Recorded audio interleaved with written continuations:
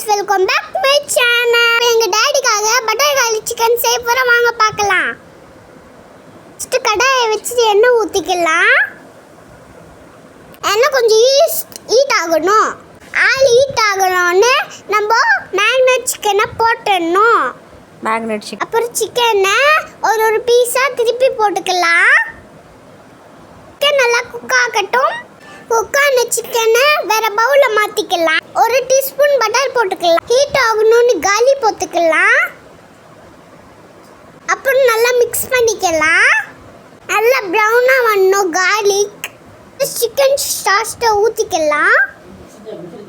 கொஞ்சம் water add பண்ணிக்கலாம். தண்ணி நல்லா கொதிச்சோன்னு ஒரு டீஸ்பூன் பெப்பர் போட்டுக்கலாம். நல்லா மிக்ஸ் பண்ணிக்கலாம்.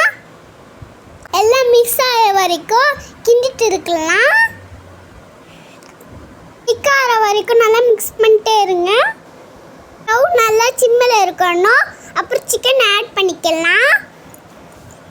சிக்கன் குக் ஆகிற வரைக்கும் வெயிட் பண்ணிக்கலாம். நடுவில் சிக்கன் மிக்ஸ் பண்ணிட்டே இருங்க. அப்போ தான் சிக்கன் குக் ஆகும்.